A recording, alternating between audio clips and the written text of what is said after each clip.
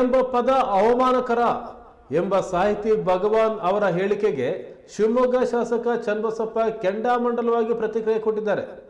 ಭಗವಾನ್ ನೇಣು ಹಾಕಿಕೊಂಡು ಸಾಯಿ ಎಂದು ಹೇಳುತ್ತೇನೆ.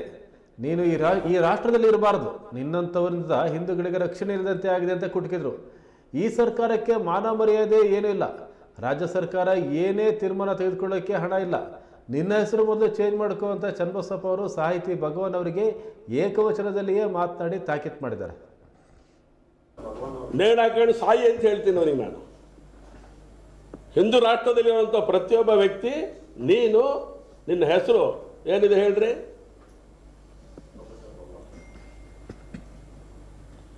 ನಿನ್ನ ಹೆಸರು ಚೇಂಜ್ ಮಾಡಿಕೊಂಡ್ರೆ ಸಾಕಾಗೋದಿಲ್ಲ. ನೀನೇ ಈ ಲೋಕದಲ್ಲಿ ಇರಬಾರ್ದು. ಆವಾಗ ಈ ಹಿಂದೂ ರಾಷ್ಟ್ರಕ್ಕೆ ಶಕ್ತಿ ಬರುವಂಥದ್ದು. ನಿಮ್ಮಂಥ ಕಿಡಿಗೇಡಿಗಳು ಯಾರಿದ್ದಾರೆ?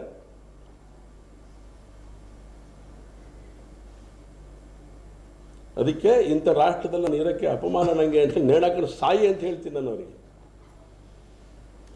ಪದೇ ಪದೇ ಪದೇ ಕೆರೆಯೋದು ಓಡೋಗೋದು, ಕೆರೆಯೋದು ಓಡೋಗೋದು.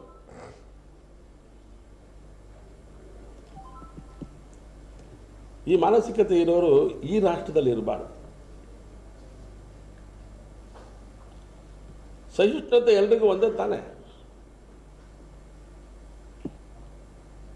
ಸಹಿಸ್ಕೋಬೇಕು, ಇಲ್ಲಾಂದ್ರೆ ನೇಣು ಹಾಕೊಂಡು ಸಾಯಬೇಕು.